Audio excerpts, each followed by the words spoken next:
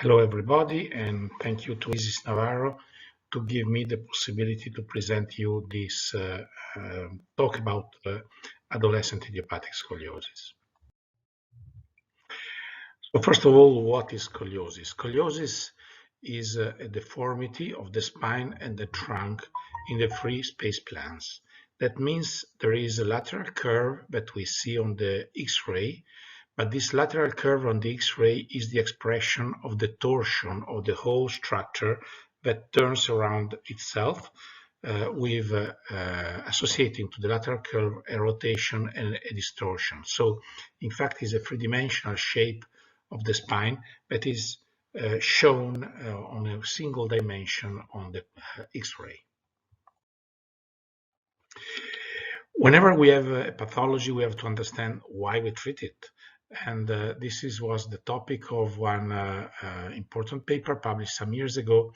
And on one side, we treat scoliosis for aesthetics, that is, in fact, the outcome we expect immediately with the treatment. But we treat scoliosis mostly for the future, since we know that above certain thresholds, it increases the risks of pain and of progression during the years that can cause in the older age a posture inflection. So it is highly important to treat scoliosis now for the future of our children. In this respect, we know there are some thresholds. The first threshold is the threshold for diagnosis, and it is 10 Cobb degrees. Below 10 Cobb degrees, we don't even speak of scoliosis, even if we suggest to observe the patient in time if there is a little hump, a little prominence. That means a disparity between the two sides of the trunk when the patient bent forward. Then there is a second threshold that is important for functionality in adulthood, and is the 30 Cobb degrees. Below 30 Cobb degrees, we don't have any proofs that the risks of problem increase in adulthood. Obviously, this is a statistical point, so it refers to the vast majority of the patients, not to each single patient. And that means also that in adulthood, when there is scoliosis, we just follow up the patient. But if this is the threshold when we treat during younghood, we try to end treatment below this threshold. That gives us some certainty of not having problems.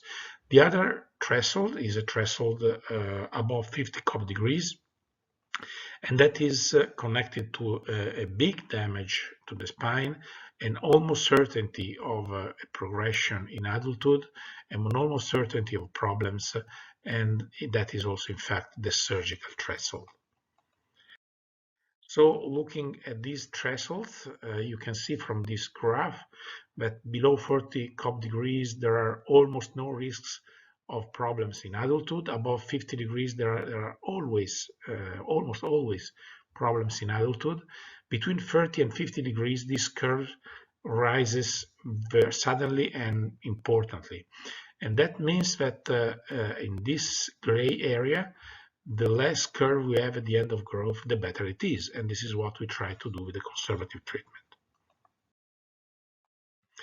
The other element that we focus when we treat patients is the growth curve. And apart from the first 3 years of age in which growth is at its highest, then until the first signs of puberty, growth is almost regular. And in that period, there are no sudden progression usually of scoliosis. There can be a slow progression that should be controlled and eventually treated according to the importance of the curve to reach puberty with an expected low risk of progression. When we are at puberty, we face really the worst period for the patients. When the growth is the highest, scoliosis usually could really progress at a very fast pace. And that is when we have to really increase our checks and sometimes even increase the type of treatment we provide. This is a simulation coming from a recent study showing the possibility of progression of 3 different curves identified at age 7. So 115, 25, and 35 degrees curves. And as you can see, they reach puberty at different levels. And at that point, the rate of progression is higher, the highest is the curve.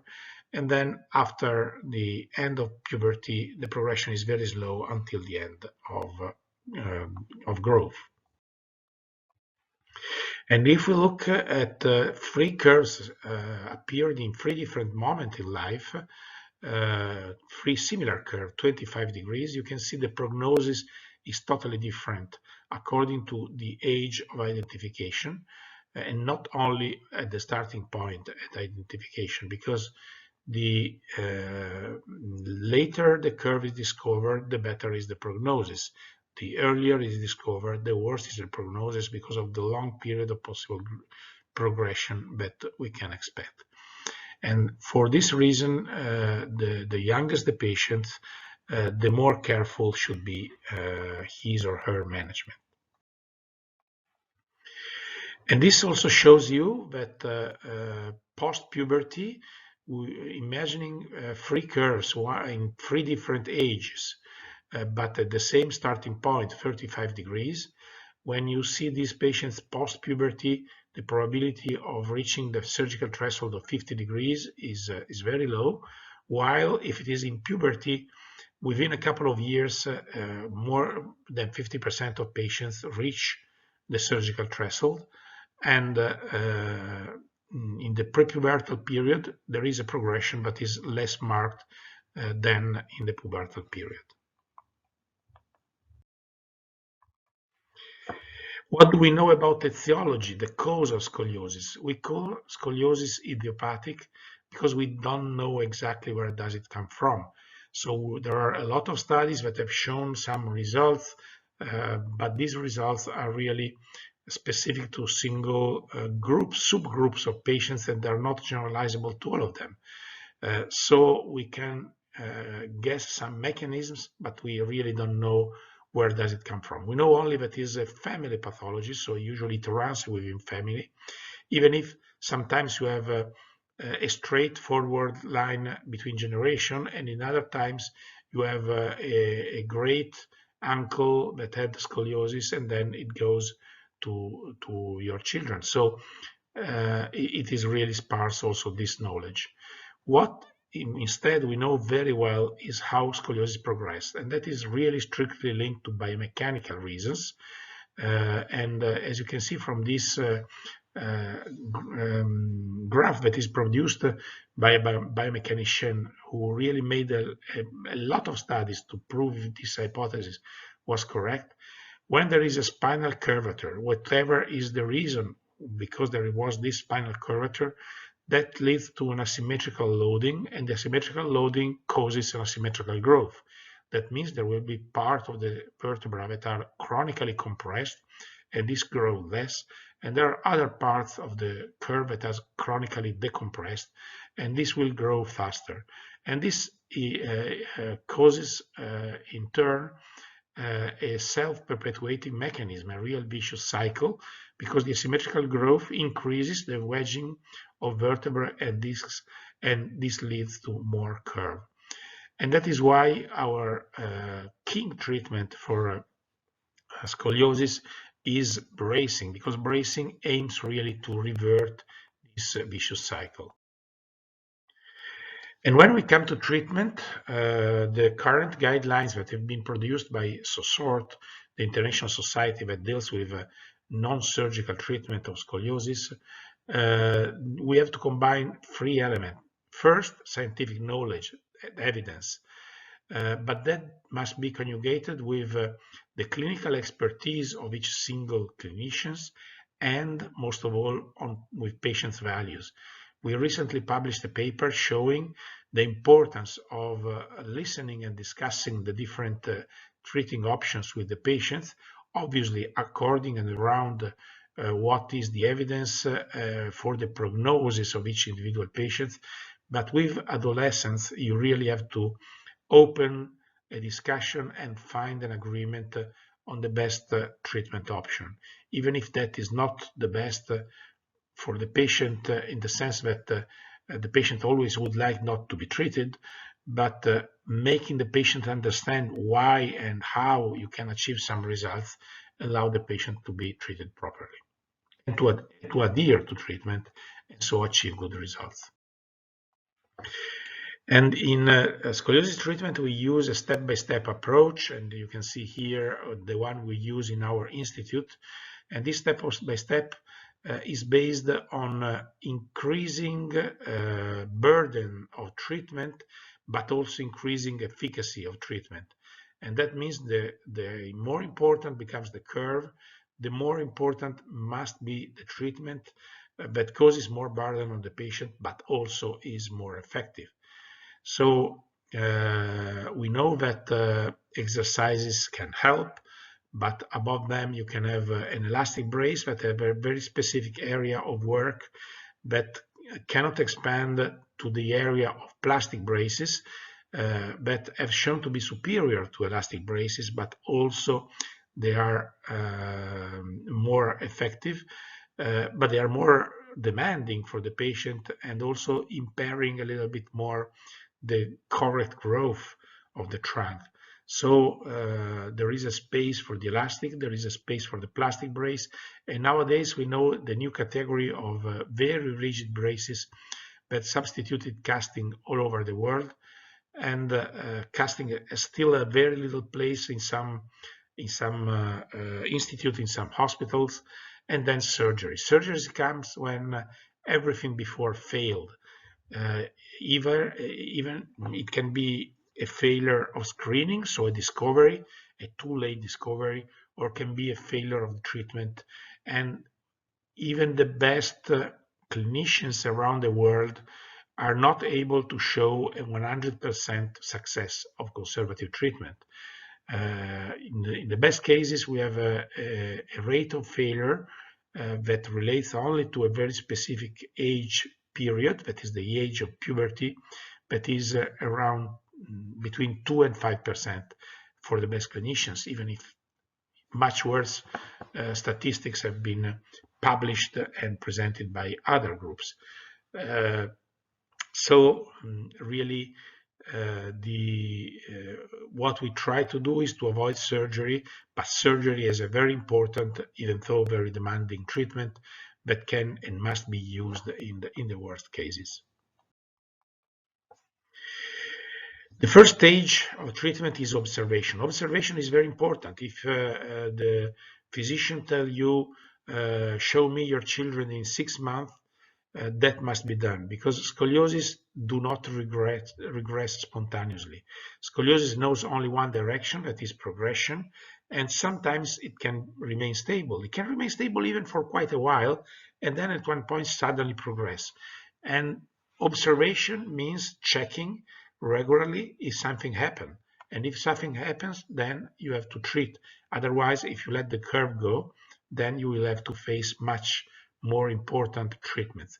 So it's highly important that patients and families understand the importance of keeping their the observation required by the health professionals, because this is really a treatment. It's not just waiting. Then we have exercises. Here you can see the two most widely used schools around the world. One is the Schrott approach in many different versions, and the other one is the CS approach that is based on an active self-correction by the patients, while the Schrott approach is based on some external help to achieve the maximum best correction. And we have proofs of efficacy of exercises. They reduce the risks of progression. They have some aesthetic results, but still exercises are demanding because patients have to do exercises regularly, and that is and doing exercises every day for 3-4 years throughout treatment is demanding. And also these exercises are a little bit boring. Patients don't like to do these exercises, but still they are effective. They reduce the number of patients braced, and that is an important value for the patients. The aims of exercises is to reduce the progression rate, reduce the number of braces prescribed, and what that is achieved improving, so training functions, able to counteract the pathological action. And that means increasing the postural capacity of the patients to react against the gravity force. Which exercises? There are plenty of different exercises that have been proposed around the world to treat scoliosis, but very few have shown real good efficacy, and I've shown you the two schools that have these proofs in the literature, and they must be based on self-correction and stabilization, and they must be done by experts in scoliosis treatment, not by anyone, and that is highly important. Scoliosis is really not so common, and when a pathology is not so common, it must be treated by well-trained health professionals. The approach we use in Italy and in our institute is the CS approach, that means scientific exercises approach to scoliosis. And you can see in the case of this patient, on the line above and on the radiograph on the left, the spine, uncorrected spine and uncorrected trunk. And if you look at the waist trim line, and if you look at the sagittal plane, you see that there is a correction in the bottom line, and also you can see on the radiograph on the right. And that is the active self-correction that then is introduced in all the single exercises. And as I told you, the area in which we work is the area of the postural collapse. That is, in fact, the difference between a standing X-ray and a lying X-ray, as you can see on the right on this graph. And the more we reduced the standing X-ray value, the more we reduce the postural collapse, the less biomechanical negative action there will be on the spine of the patients. And this is what we mostly do, but exercises have a specific range of action. They must be prescribed below 20, 25 degrees, maximum 30 according to the age of the patient, because they really cannot guarantee a stop of progression, and they cannot guarantee an improvement. When it's time for searching for improvements, we need something external that can help much more our patients. And with exercises, we aim at improving posture, in this way reducing the asymmetrical load.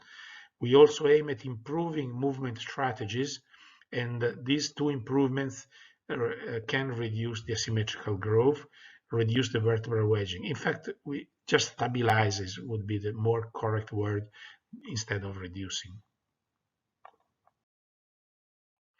So here you see the place of exercises, and there are now around the world people who propose exercises above these thresholds. This can be done but for research purposes, but this is not really what the international community suggests nowadays for exercises. Perhaps we will discover something else, but this is not yet the truth. What about bracing? You can see in this slide all the braces that have shown some kind of efficacy in the literature. And if you move from the bottom left to the bottom right, and then to the above line from right to left, you will circulate and make a circle around the history of bracing, from the very old Milwaukee brace to the latest very rigid braces, the Art brace and the Sforzesco brace. Aims of bracing is, first of all, avoid surgery. Then, if that is achieved, we try to reduce scoliosis progression. Then, if that is achieved, we try possibly to finish treatment below 30 degrees. so even improving scoliosis. There are proofs that that is possible, even it is very difficult and require a very good approach by all the partners involved. That means the physician, the orthotist, the physiotherapist, the patients and the family. All of them must work well, and if everybody works well, you can achieve even an improvement, not in all scoliosis, obviously, but in some scoliosis can really be a great improvement. And then bracing must improve aesthetics, and that is has also been proven that is possible, but also requires some braces, because according to the type of brace, you can achieve more or less aesthetic results. Braces are effective. This is a cornerstone paper published some years ago in the New England Journal of Medicine, that is the most important journal in medicine, that has shown the effects of bracing in adolescents. And this study or coordinated by the University of Iowa and including most of the US centers was really important in showing, and now there are no more doubts about the effectiveness of bracing. And the way braces work is really through reverting the vicious cycle, creating a virtuous cycle, because braces improve the deformity into the brace, and that for sure reverses the asymmetrical load. Then the real point is the time you spend without the brace, because that is the period in which the scoliosis come back and then can again compress in a bad way the spine. So in fact, bracing is not only the number of hours with the brace, but most of all is the number of hours without the brace. And that should be always well remembered by treating physicians and patients, and depending on the importance of the curve and the need of achieving some results, you have to be very careful with the dosage for the physician and with the numbers of hours, and respecting and the indication and the adherence on the side of the patients to the required regimen of hours of bracing. And as you can see, there are many different braces. I already spent a few words before about that. And these braces are useful in different areas of the curve. As I told you, braces should be built by experts, should be prescribed and checked by experts, should be followed with expert exercises, and all this expert team is key to achieve the good results. So if your children have scoliosis that require bracing, search for a team, search for a group of experts that can surround your child with the required expertise and helps you throughout the treatment. This is also a very important point. Patients have difficulties, families have difficulties in this treatment, and a team can provide the right answers and the right support that is crucial to achieve final results. And going back to the SOSORT society, that is the Society for Conservative Treatment of Scoliosis, these are the last guidelines that have been produced in 2016 and published in 2018, reporting the main recommendation. And if you want more information, you can look at that. That is really for professionals, but can also inform non-professionals. And this is it. Thank you for listening, and I hope that this talk can help you throughout this treatment and can help your children achieve the best results they deserve for their future. Thank you very much.